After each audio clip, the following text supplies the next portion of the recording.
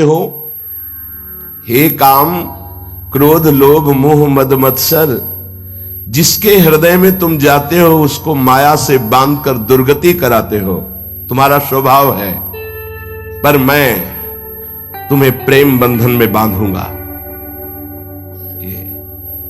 ये है प्रियालाल के चरणारविंद की प्रेम की स्थिति। आवाहन कर रहे हैं, ऐ काम क्रोध लोभ मोह मद मत्सर, तुम आओ हमारे हृदय में रहो, तब तक रहो जब तक मेरा देह पात ना हो जाए।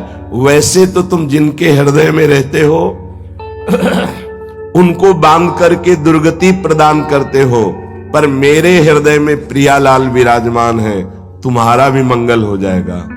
काम क्रोध लोभ मोह मद मत्सर का भी मंगल करने की सामर्थ्य भगवत प्रेमी महात्मा में है।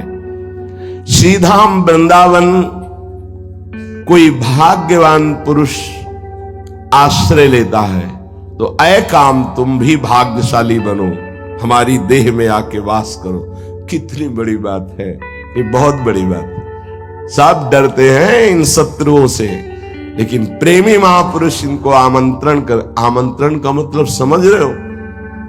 सांसारिक भाषा में युद्ध करने का जैसे चैलेंज दिया जाता है ना, ये मानो एक चैलेंज दे रहे हैं, ऐ काम ऐ क्रोध ऐ लोभ मद मत्सर, आओ मेरे हृदय में हो, जब तक शरीर रहे आराम से रहो, तुम कुछ नहीं बिगाड़ सकते।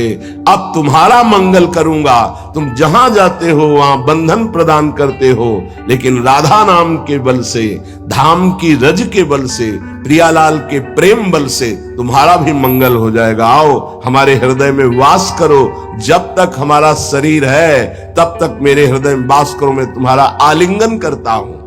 ओहो क्षमालिंगे मानंदयन्तु, तुम्हें भी आनंदित कर दूंगा अपने आलिंगन से। काम क्रोध लोभ मोह मद मत्सर भाव क्या है? यदि आप वाणी जी का गायन करते हैं, नाम जप करते हैं, प्रियालाल के वास्तविक हृदय से शरणागत है। देखो जब उपासना के मार्ग में चलते हैं तो दो नहीं रह जाते हैं, बहिर्मुख पुरुषों की बातें नहीं सुननी चाहिए। एक ही तत्व है, वो श्यामा श्याम के रूप में खेल रहा है, न यहां कोई स्त्री है न पुरुष है। उपासक की दृष्टि अपने आराध्य देव के सिवा सृष्टि में कोई है ही नहीं, ये उपासक की आंतरिक दृष्टि होती है। उत्तम के बस असमन माही, सपने हो आन पुरुष जग नहीं। स्वप्न में भी कोई और है ऐसी स्मृति ही नहीं रहती, और है ही नहीं कोई और, इनके सिवा कोई और नहीं। अब जब इनमें इतनी आसक्ति हो जाए कि आज कौन सा वार है, कौन सी तिथि है, क्या त्योहार है, कुछ स्मरण न रहे, तो व्यवहार का भी प्रिया जो निर्वाह करती, आप सच्ची मानना, प्रिया जो निर्वाह करती, केवल प्रिया जो आचार्य गुरुदेव इष्ट एक ही है, वही निर्वाह करते हैं। ऐसे उपासक की स्मृति पथ में ना कोई संकल्प होता है, ना कोई विकल्प होता है। बिना संकल्प विकल्प के सब व्यवहार का ठीक निर्वाह आराध्य देव करवाते हैं। फिर इन विकारों की गुंजाइश कहां रह जाती है कि ये अंदर आकर विकार पैदा कर सके। श्रीपाद कह रहे, तुम आओ मैं तुम्हारा आलिंगन कर रहा हूं, अर्थात तुम हमारे हृदय में आकर के स्वयं रसमय हो जाओगे, हमारे रस में तुम बाधा नहीं पहुंचा सकते, क्योंकि प्रियाजू का नाम चल रहा है, प्रियाजू की लीला गायन, प्रियाजू का लीला चिंतन। इतने में बांध लो अपने आप को। ज्यादा भागने की जरूरत नहीं है, ज्यादा सोचने की जरूरत नहीं है, ज्यादा समझने की जरूरत नहीं। जो ज्यादा शास्त्र स्वाध्याय करके भागती रहती है ना बुद्धि, वो कभी आसक्त नहीं होती आराध्य देव में, ध्यान रखना। पूज्य पाद श्री उड़िया बाबा जी महाराज, ऐ उपासक, शास्त्र देखते देखते तुम्हारा जन्म नष्ट हो जाएगा। बहुत ध्यान से समझना, शास्त्र देखते देखते तुम्हारा जन्म नष्ट हो जाएगा, समझते समझते तुम्हारी श्वासें समाप्त हो जाएंगी, परंतु लक्ष्य हाथ नहीं लगेगा। इसलिए सदगुरुदेव का वर्ण किया जाता है। सदगुरुदेव के वचनों में विश्वास करके उनके अनुसार बताई हुई उपासना में समर्पित हो जाया जाता है, तो लक्ष्य हाथ में आ जाता है। जो गुरुदेव के वचनों पर कुतर्क करता है उसको त्रिकाल में कभी सिद्धावस्था प्राप्त नहीं हो सकती। एकमात्र श्रद्धा और विश्वास करके गुरुदेव के द्वारा बताई हुई उपासना में जब शिष्य समर्पित हो जाता है तो गुरुदेव अपने हृदय की उपासना की स्थिति उसके हृदय में पधरा देते हैं। जैसे नाभाजी के हृदय में अपने आप अव्यक्त सत्ता से गुरु की स्थिति पहुंच गई। गुरुदेव को भी पता नहीं है कि शिष्य में ऐसी स्थिति है। वो तो जब उन्होंने अंतर में जाके कहा कि गुरुदेव सेवा हो गई, जिस कार्य के लिए आप चिंतन कर रहे थे अब आप अपनी सेवा में आ जाइए, वो मानसिक सेवा में थे। क्या समर्पण से स्थिति आई है। वही पूज्य बाबा कह रहे, जो गुरुदेव के वचनों में कुतर्क करता रहता है तो त्रिकाल में भी उसे कोई सिद्धि प्राप्त नहीं होती। सिद्धि का मतलब है भगवदानंद, निरंतर भगवदाकार वृत्ति। जिसने अपने मन बुद्धि को गुरुदेव के चरणों में समर्पित कर दिया, उसी क्षण उसका परम कल्याण शुरू हो गया। गुरु भक्ति, गुरु प्रदत्त उपासना, बस इसी में आसक्त होना है। गुरुदेव भगवान ने जब संन्यास मार्ग से इस मार्ग में चित्त वृत्ति को समर्पित तो कहा, पहला वाणी जी, दूसरा मंत्र, तीसरा प्रगट सेवा, चौथा मानसिक सेवा। बस इतने में अपने को सीमित कर लो। रात दिन मंत्र, नाम, वाणी, प्रगट सेवा और मानसिक सेवा, ये उपासना की पूर्णता है। जब गुरुदेव भगवान बोले थे तो उसी क्षण लौट करके आके कुटिया में लिखते थे। ऐसा आज भी हो, जिससे नित्य पाठ में कभी तो पहला वाणी में अत्यंत आसक्ति हो जाए। वर्षों गाते रहे हैं, सुख की तरफ ध्यान नहीं दिया गया कि हमको तो वो आनंद नहीं मिल रहा। नहीं, हमें आदेश हुआ है, हमें बस चतुरासी जी गाने, कभी उच्च स्वर से गा रहे हैं, कभी मानसिक पूरी हो रही है। वाणी जी और निज मंत्र या शरणागत मंत्र जो मिला है गुरु प्रदत्त, बहुत महिमा है गुरु प्रदत्त मंत्र की। आप लोग देखो कितना निज मंत्र चलाते हो, कितना अमोघ वस्तु है, जिसे आपको कह रहे हैं कि बीज मंत्र होता है। आद्या शक्ति का क्लिंग, एंग हिंग क्लिंग क्या अर्थ है? क्लीम क्या अर्थ है? अर्थ नहीं देखा जाता। ये सिद्ध मंत्र हैं जिनसे पूरा निकुंज प्रकाशित हो जाएगा। जैसे निज मंत्र है, अर्थ थोड़ी देखा जाता है। क्या अर्थ है? संपूर्ण नित्य विहार, उसी का अर्थ है। वो बीज मंत्र है नित्य विहार का, उसी से नित्य विहार रूपी वृक्ष पूरा प्रकाशित होता है। आपके पास है? कितना जपते हैं आप? क्या प्रकाशित हो रहा है आपके अंदर? खुले नेत्रों में प्रियालाल की भावना चलने लगती है। गुरुदेव भगवान ने कहा था, जब बिना किसी चिंतन के आंसू चलने लगे, क्यों रो रहे हैं हमें कुछ पता नहीं, तब निज मंत्र प्रभाव डाल रहा है। देखना, जो मंत्र दिया गया है उसको रमाना होता है। वो सिद्ध मंत्र है, आचार्य परंपरा से मंत्र है, पर आपको रमाना है।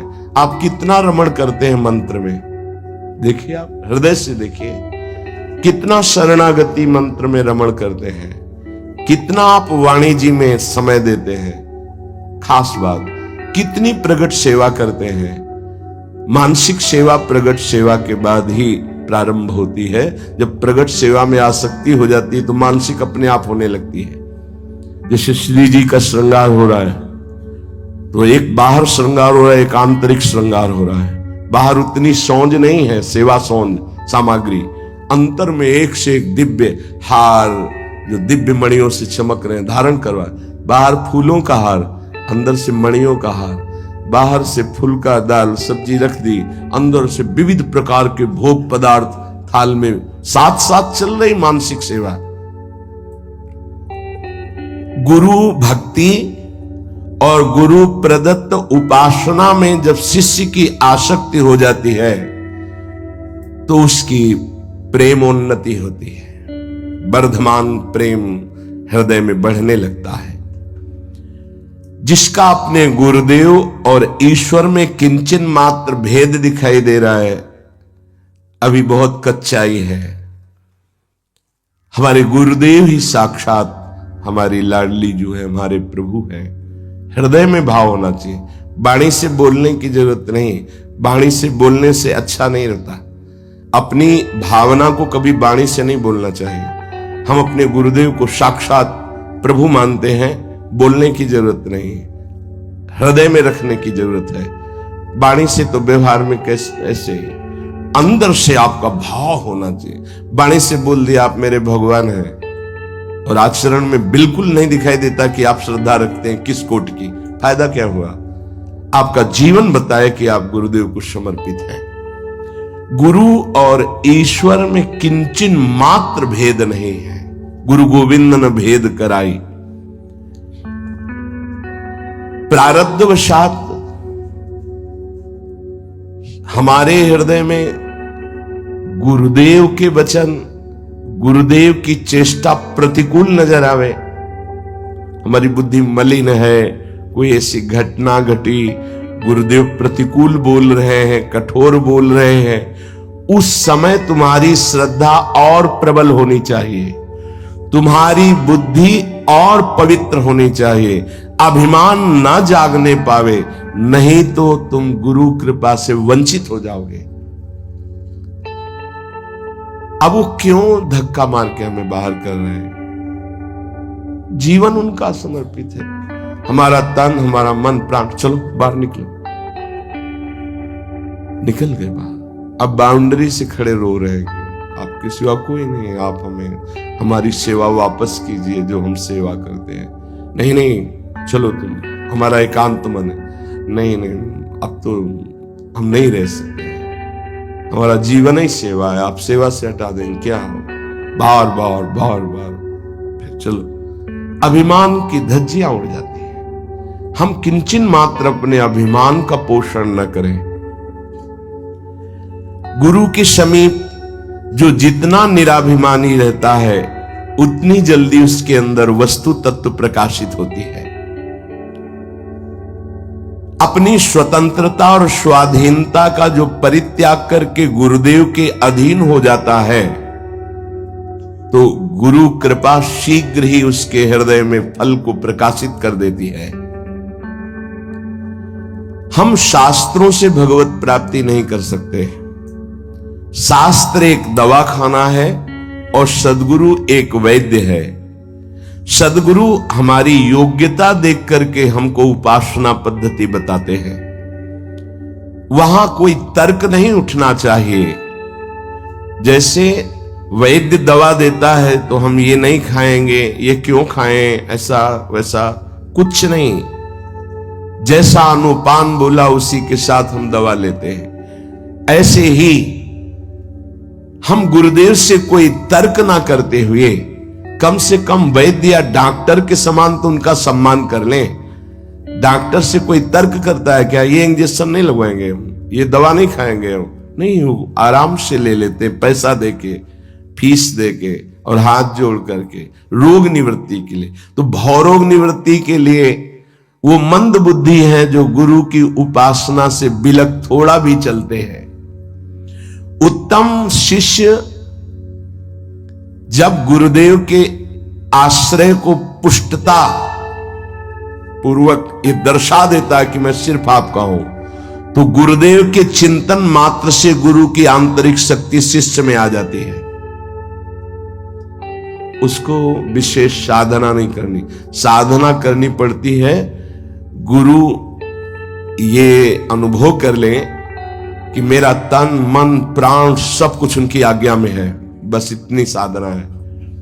वस्तु तो गुरु कृपा से, इसीलिए ध्यान मूलम गुरु मूर्ति, पूजा मूलम गुरु पदम, मंत्र मूलम गुरु वाक्यम, मोक्ष मूलम गुरु कृपा। उत्तम शिष्य जब ये अधिकार प्रस्तुत कर देता है कि मेरे तन मन प्राण सब आपके आश्रित है, मेरी साधना आप है, तो गुरु के चिंतन मात्र से गुरु के हृदय की अध्यात्म शक्ति शिष्य के हृदय में जागृत हो जाती है। मध्यम शिष्य गुरुदेव की आज्ञा पर सेवा करते हुए तो उनको गुरुदेव अपने दर्शन और वचन के द्वारा शक्ति प्रदान करते रहते हैं। उत्तम शिष्य जब ये योग्यता साबित कर देता है कि तन मन प्राण समर्पित, तो चिंतन मात्र से गुरुदेव के आध्यात्मिक शक्ति उसके अंदर जागृत हो जाती है। मध्यम शिष्य जिसका समर्पण कमजोर है, वो आज्ञा का इंतजार करता है, आज्ञा होने पर फिर वो चेष्टा करता है, तो गुरुदेव के दर्शन और वाणी के द्वारा उसको शक्ति प्राप्त होती है। और जो आज्ञा पर भी तत्परता पूर्वक वैसे आचरण नहीं करता, बहुत समय नष्ट हो जाता है, कृपा का अनुभव नहीं होगा। मनमानी आचरण करने वाले को गुरु कृपा है, क्या आपने दिया? गुरुदेव ने मंत्र दिया, प्राण है, जीवन है मंत्र, आप उसका आदर कितना करते हैं? सच्ची बात, इतनी भूल में है, इस कभी कभी बहुत व्याकुलता होती है कि आप समझ नहीं पा रहे, आपका एक एक सेकंड जो व्यर्थ जा रहा है जीवन में वापस लौटने वाला नहीं, और इसी में परिग्रह रहित जीवन होना चाहिए। राधे राधे प्रिय भक्तों, यदि आपका मन हर समय चिंता, डर, क्रोध, तनाव और बेचैनी से भरा रहता है, तो आज का यह संदेश आपके जीवन की दिशा बदल सकता है। अंत तक अवश्य सुनिए, क्योंकि हो सकता है भगवान श्री कृष्ण आज खुद आपको यह वीडियो के सामने लाए हैं। यदि आप चाहते हैं कि ऐसे ही सत्संग और प्रेरणादायक प्रवचन आप हर रोज पहुंचते रहे, तो हमारे चैनल को सब्सक्राइब करें, वीडियो को लाइक करें और कमेंट बॉक्स में एक बार राधे राधे अवश्य लिखें। मनुष्य का सबसे बड़ा मित्र भी उसका मन ही है। यदि मन शांत है तो छोटी सी झोपड़ी भी महल जैसी लगने लगती है, लेकिन यदि मन अशांत हो तो महल में रहने वाला व्यक्ति भी खुश नहीं रह सकता। भगवान श्री कृष्ण ने गीता में कहा है कि जिसने अपने मन को जीत लिया उसने संसार को जीत लिया, लेकिन जिसने मन को हारने दिया वह हर जगह दुखी ही पाया गया।